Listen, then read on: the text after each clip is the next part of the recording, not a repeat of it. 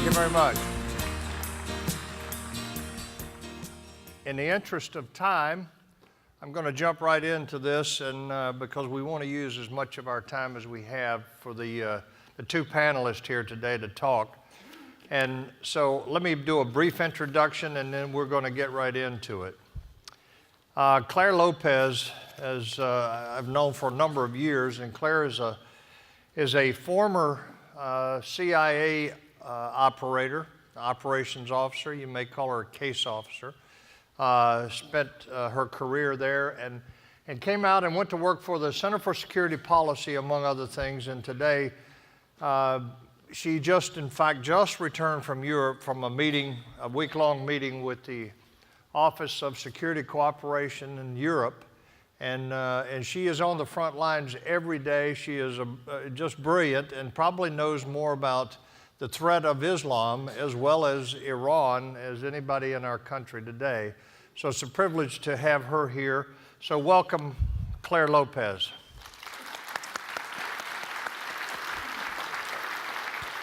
And Bob McGinnis, Lieutenant Colonel, retired as a West Point graduate. He is also an airborne ranger. He was commissioned as an infantry officer. Today, he is runs a contracting company. He is a contractor at the Pentagon. Bob has 5 books that he has written, and all of them really deal with what they're going to talk about today is national security and the things that really matter to us.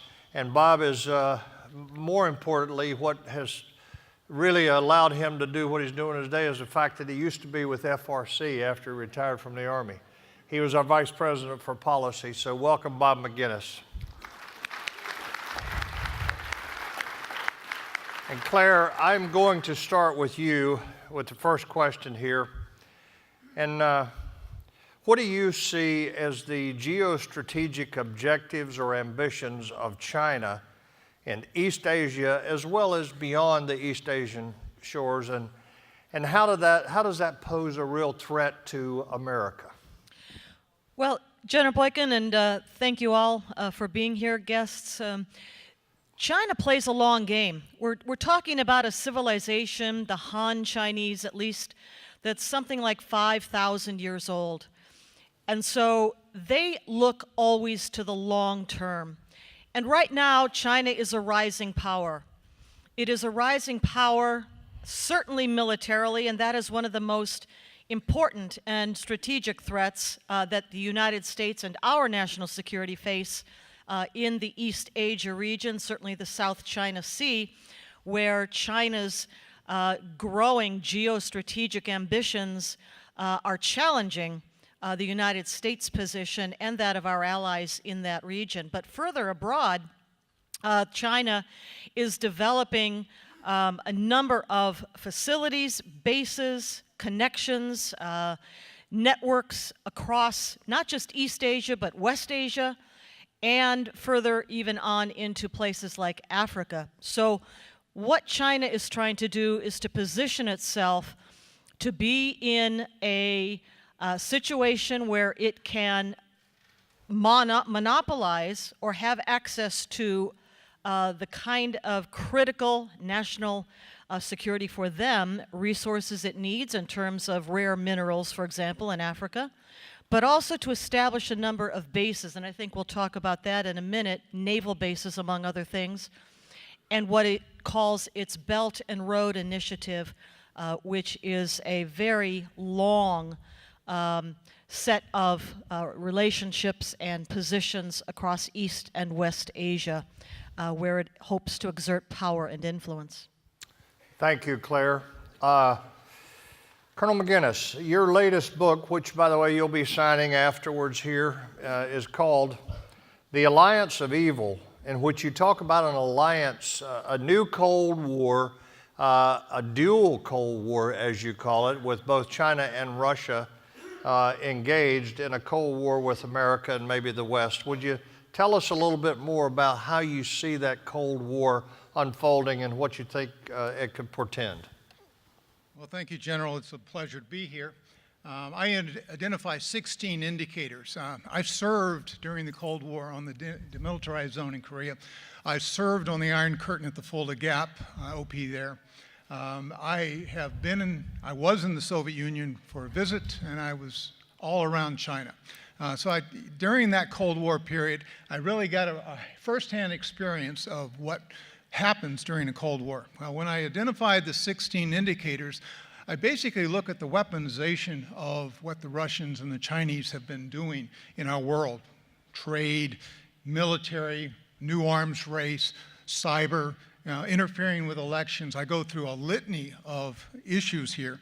I'm absolutely convinced, and every day I look at these issues, absolutely every day, and I chronicle those to a lot of producers around the country. So I definitely see a strong movement from both Beijing, here recently in the Vostok 18, if you were last week, there was a major exercise in eastern Russia. Vladimir Putin and President Xi met, and they announced every intention of having basically what I see an emerging alliance in terms of how they're going to work militarily. Yes, they sell one another military hardware, but they also committed to annual exercises. And I know as a military guy who still does this stuff, that they are going to and are really pushing the envelope. Certainly Secretary Mattis, even the President's national security strategy is very clear. We're back in a very new age, peer competition across the board. It's very dangerous, and unfortunately, our own domestic situation is keeping our eyes off the enemy. Good, thank you. Claire, would you tell our audience what the Belt and Road Initiative is, and also explain to them the concept of the string of pearls? Right, General. Well, the Belt and Road Initiative, I mentioned just a bit earlier there, is a long-term strategic plan by China, by Beijing, to establish that influence and power I was talking about far outwards towards the west from the heartland of China itself. What it consists of is a number of investments, a number of bases, a number of, for example, naval bases, and this gets to what's called the string of pearls. String of pearls means a set of naval bases that China's establishing in very key locations. For example, Gwadar, Pakistan, which sits right at the mouth towards the Strait of Hormuz and then the Persian Gulf. Go on over further west to Djibouti, where China is establishing a naval base there, another of its pearls in the string of pearls. That sits astride precisely what's called the Bab el-Mandeb, which is one of the 8 most critical straits in the world. That one, of course, leading on up towards the Suez Canal and into the Mediterranean. So these are China's ways of extending its influence in a very concrete way.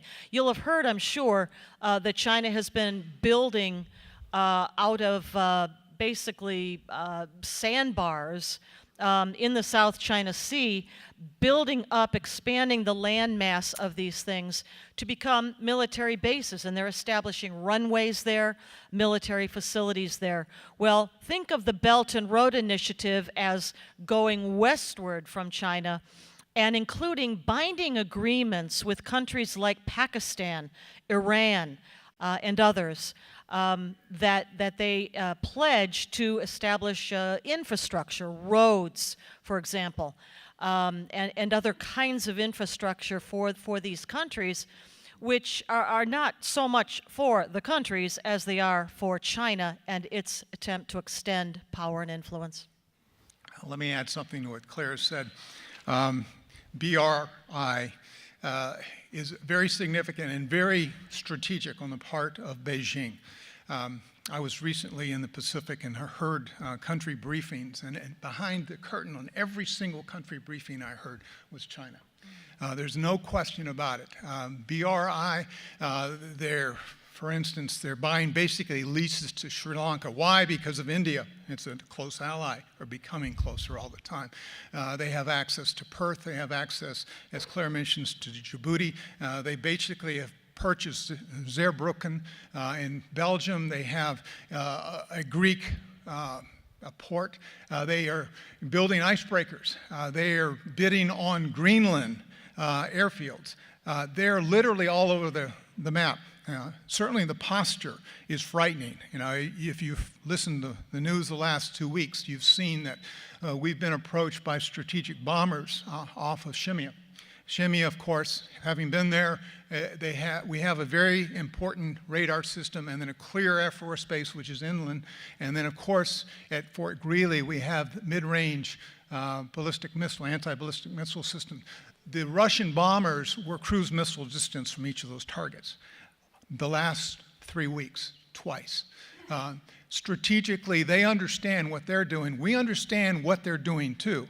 And I know Secretary Mattis and the administration is following this closely, but a lot of people don't understand, that the Russians are deadly serious, and the Chinese, they're the primary adversary here as far as I'm concerned.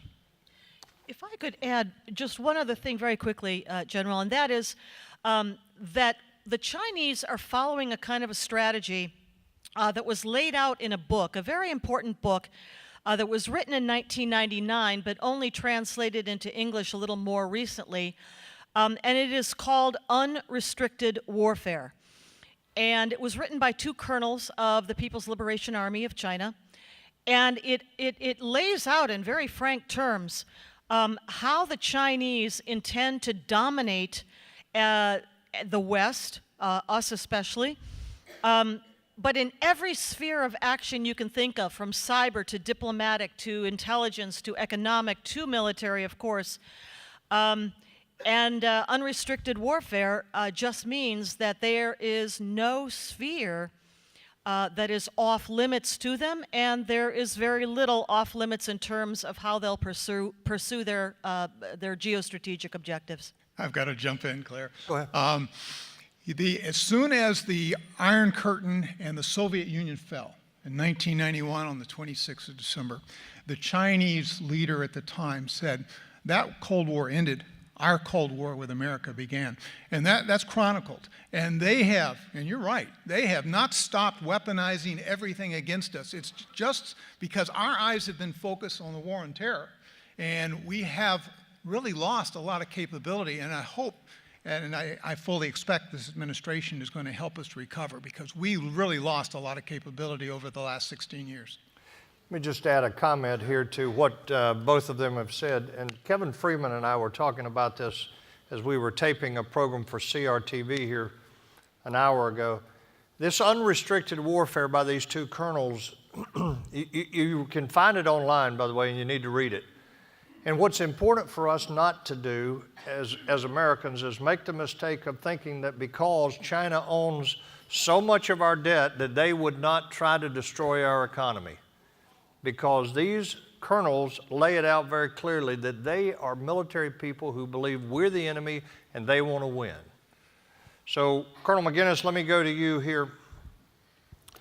We know that Russia has some significant economic problems. And in fact, they're struggling. And so the question then becomes, well, how can they actually become a serious threat to us if they are unable to modernize their military, their nuclear forces, and that type of thing because of their economy being in a shambles? Well, General, the Russians have been modernizing their forces at the expense of the Russian people for some time. I will tell you, and I can't go into details, but we have been caught by surprise by the modern capabilities they demonstrated in eastern Ukraine as well as Syria. They're using that as a testing ground. We've also been surprised by their infractions in the North Atlantic. Admiral Richardson, who is the Chief of Naval Operations, recently said that we are now in the 4th battle of the Atlantic. The first one was World War I, the second one was World War II, the third one was with the Cold War with the Russians, and the 4th one has just started.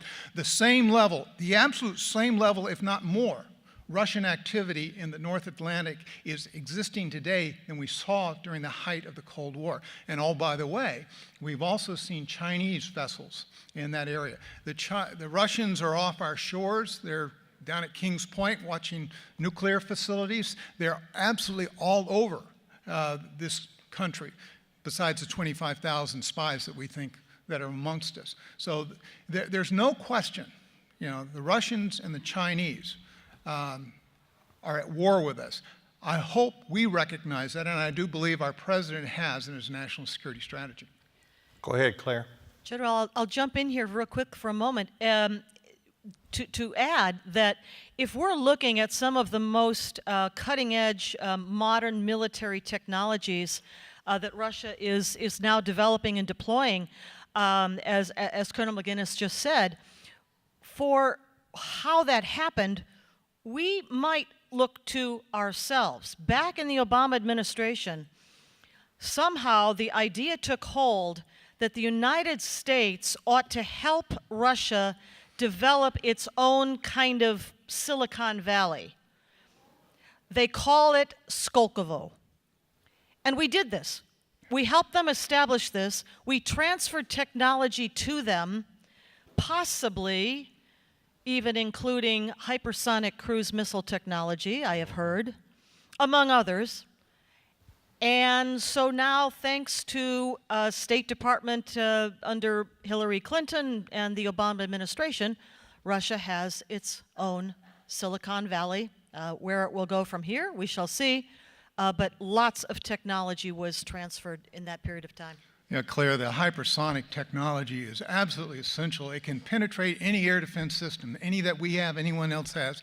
The Chinese have tested it, the Russians have tested it. Vladimir Putin stood in the address to the nation on the 1st of March, and he had behind him the big pictures of all the technology. We don't deny that he's working on all that. What we don't necessarily believe is that he is as far advanced as he would like us to believe.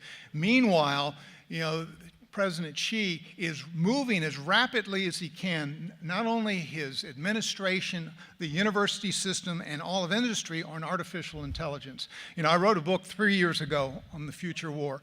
Everything I've said in there 3 years ago is unfortunately coming true with regard to the type of soldiers that we're equipping. They're doing the exoskeletons, they're doing the space stuff. The things the Chinese have planned for space are frightening. And we ought to recognize that we no longer put anything in space with our own rockets, we use Russian rockets. And so it's really appalling how far we have fallen. Money at this point, and Claire is absolutely right, money at this point is not going to solve all our problems. We lost 16 years of trying to keep an edge on our weapons, and unfortunately we lost a lot of capability, and now we're having to pay a price. I just hope, and I'm not sure of this, I just hope we don't have to go to war. Heather Wilson, the Secretary of Air Force, said 2 days ago that she needs 25% more squadrons because of the national defense strategy. The fight that we face against the Russians and the Chinese in the future, and I predict there will be one, is whether or not we're going to be ready. Right now, we are not. Claire, I want to go to a different topic, which I know is on everybody's mind in here, and that is North Korea. We had a summit between the president and Mr. Kim. Everything looked fairly rosy if you were uninformed coming out of it, at least, but now it appears that there is certainly no agreement that Kim will disarm. And what does that even mean? So the question is it realistic to think that he would actually give up his nuclear program? Well, the short answer to that is no. But the longer answer has to do with the kabuki dance, if I might call it that, that's been playing out on the international stage between the United States, North Korea, South Korea, and China. And I have long said, and I've written in different places, that when President Trump goes to sit down with Kim Jong-un, the ruler of North Korea, he's not really negotiating with Kim. He's negotiating with Xi Jinping, the ruler of China. And only a few weeks ago, in the Canada Free Press, good friend of all of ours, and you may know him too, retired four-star Admiral James Ace Lyons, published an op-ed piece in which he said that the Chinese hold and control the nuclear codes for North Korea's weapons, nuclear weapons. Now that is a scary enough thought, but it would be even more alarming were we to actually believe that Beijing would allow Pyongyang to give up, really and truly, as Secretary of State Michael Pompeo says, completely, irreversibly, and verifiably give up its nuclear weapons. It has indeed closed at least one test site. It was under a mountain where they used to test nuclear warheads, and they did so much of that that the mountain kind of collapsed, and they really couldn't use it anymore. So why not offer it up, and we'll say, we're going to close it. We're closing it down. Well, they have to. Why? Because they can't use it anymore, and because radiation likely was leaking out of that mountain and going across the border into China, Chinese territory, where ruler Xi, Chairman Xi, probably said, close that thing down, and you can even get something out of this by telling the Americans that, you know, you're shutting down your nuclear infrastructure. So I do think it's a game. I think they are playing for time. I don't know exactly at what stage the Korean nuclear weapons program or ballistic missile program are at. But here's one thing that is very concerning, and we need to keep an eye on this, and that is the North Koreans' known EMP capability. That's electromagnetic pulse, which is a kind of the effect of it can be produced by a nuclear weapon exploded in the high atmosphere. It doesn't have to come down to Earth. It doesn't have to go through re-entry.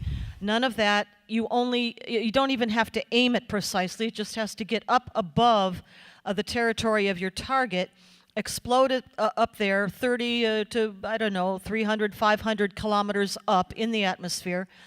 And the effect of that sends a stream of gamma rays down towards the Earth, coursing through our atmosphere, which acts as a kind of a slingshot effect almost, to come crashing into, if it were the United States, let's say, our completely and totally unprotected civilian electric grid. Completely and totally unprotected civilian electric grid, which means that were that to happen, our electric grid possibly in a series of cascade failures could go down.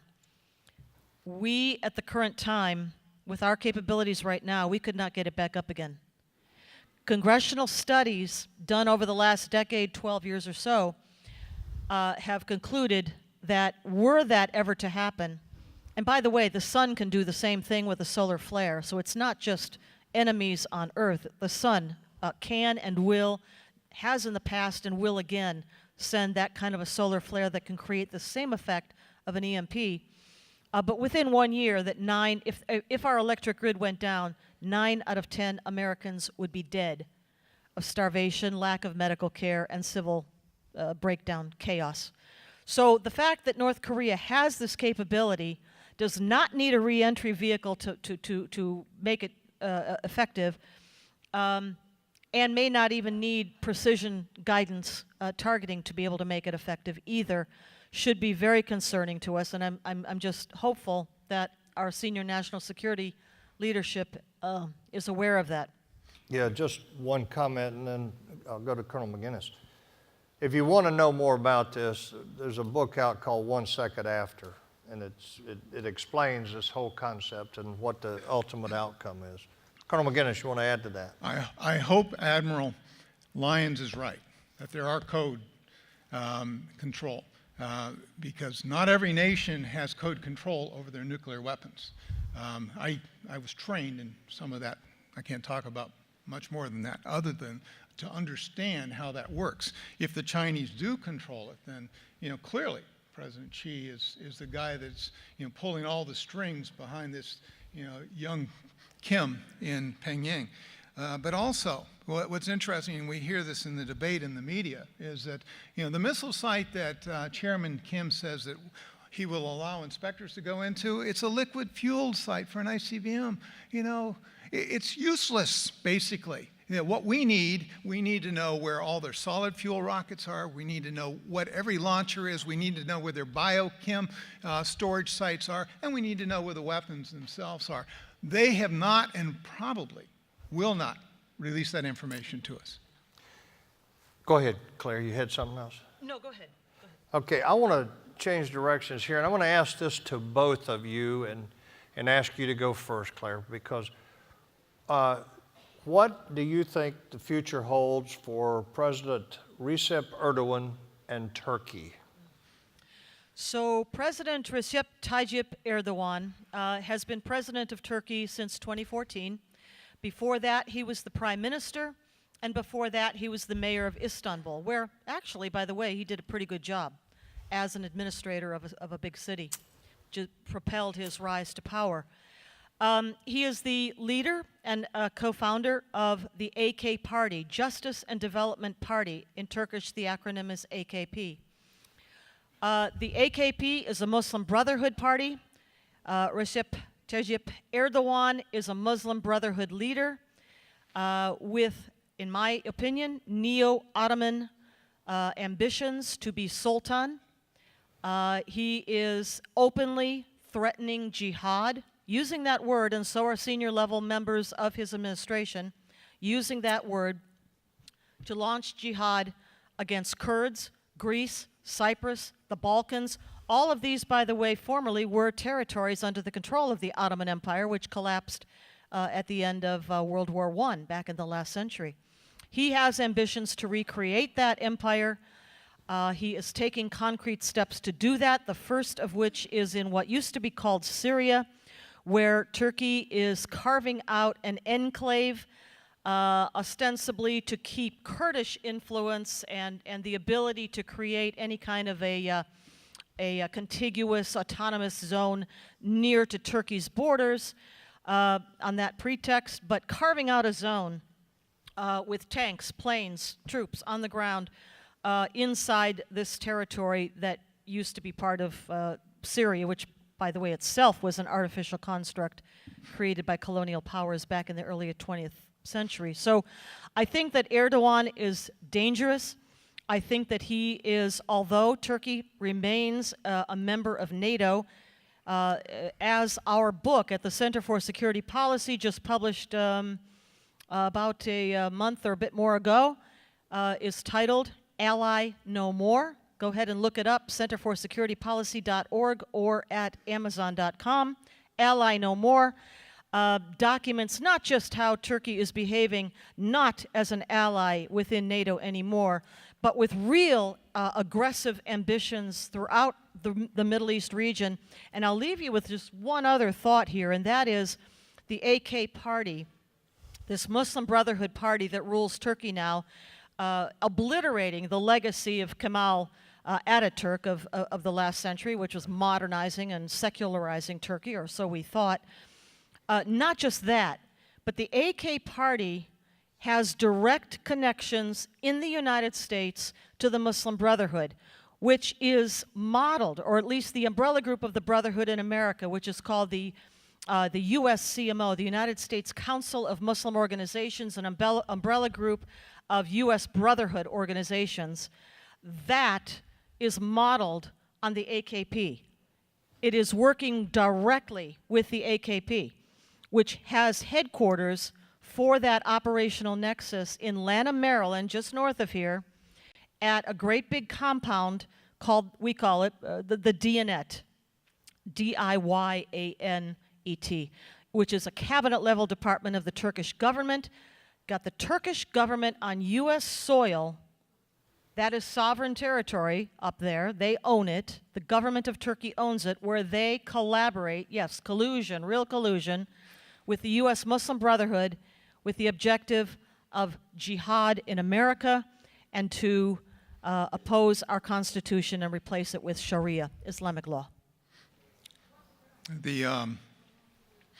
Next week, Erdogan is going to be in Köln, Germany. He's dedicating what? A mosque. The largest mosque in Germany is dedicated by the president of Turkey next week on the 27th.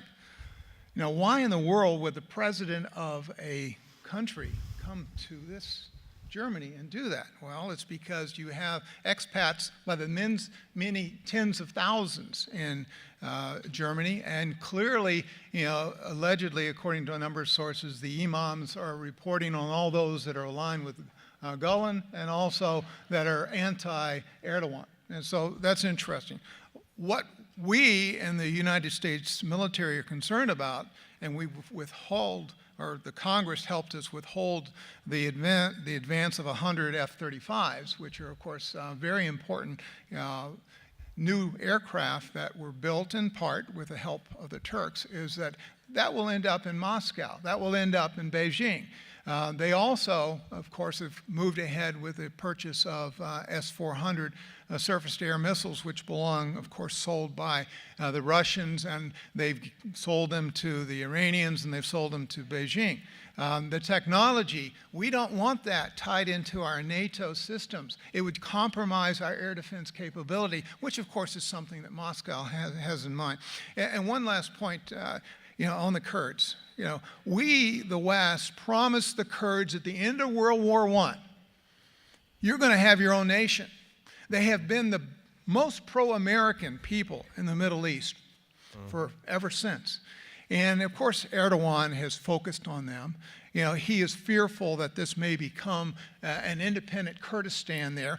When you go into northern Iraq, and I've been there, you'll see just a pretty prosperous area. If you don't go, unfortunately, now to Mosul, where ISIS took over. He is concerned about the Kurds and all of these three countries coming together and coalescing. And of course, that would undermine his caliphate, his effort to be the caliph of the future. We're coming to a close here, but a couple of minutes each. What do we need to know about Iran? Claire? 3 minutes left. Iran has been an enemy and at war with the United States since the revolution of 1979. That's the first thing to understand. The second most important thing is that Iran has been developing a clandestine nuclear weapons program almost since the end of the 1980s, under Khomeini before he died. When the JCPOA, the Joint Comprehensive Plan of Action Iranian Nuclear Accord, was concluded in July of 2015, it addressed only the overt part, the known part of Iran's nuclear weapons program, didn't even touch the clandestine part that is literally under mountains and tunnels and bunkers. We need to know that Iran has never not had a clandestine nuclear weapons program since about 88 or so. The next thing to understand is that Shiites and Sunnis have, do, and will work together. Yes, they happily slaughter each other at the local level, but at the macro level of Dar al-Islam, House of Islam, versus Dar al-Harb, that's the rest of us, not under Sharia, they collaborate. The regime of Iran formed an alliance with al-Qaeda, with Osama bin Laden in Khartoum in 1990. Every attack against us, major one, since then has been a collaboration between al-Qaeda and Iran, including 9/11. There are al-Qaeda senior leadership still living and operating under Iranian protection in Iran to this date. We don't have much time, so I'll leave it go at that. Carl McGinnis. Claire, when I was in Iraq in 2005, I went to a division headquarters, and the division commander showed us IEDs. And he said clearly, these were made in Iran. A lot of young Americans were killed, and a lot were wounded directly because the Iranian Quds Force smuggled those into Sadr's people and others. So they have our blood all over their hands, all over that country. I met with Chaldean Christians. They still speak Aramaic, the language of Jesus Christ. They were under persecution directly by the Iranians. So, when I look across that region and recognize the significance of the Shia Crescent whether it's Hezbollah in southern Lebanon from the Litani down to the Israeli border. I see Iranian facilities there outside of Damascus.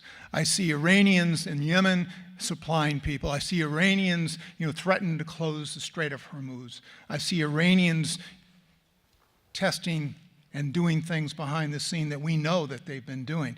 They're a very dangerous adversary. They're not to be messed with. We need to be very tough, and I think the president's pretty tough, and he needs to continue to be so. Got to add one more thing, and that is that the Iranian people are in revolt against their own regime and have been at least since last December or so, right between Christmas and New Year's. They have taken to the streets. They are demonstrating. They are fighting for their liberty. At last, we have an administration with President Trump, Secretary of State Pompeo, and National Security Advisor John Bolton, Ambassador John Bolton, who stand with, finally, the people of Iran as they are fighting for their liberty. They have never stopped going to the streets, even if you don't see the media covering it. Amen. They're in the streets. They're fighting. Yeah. And we need to stand with them and keep our promise that we will do so this time. Would you thank our panelists?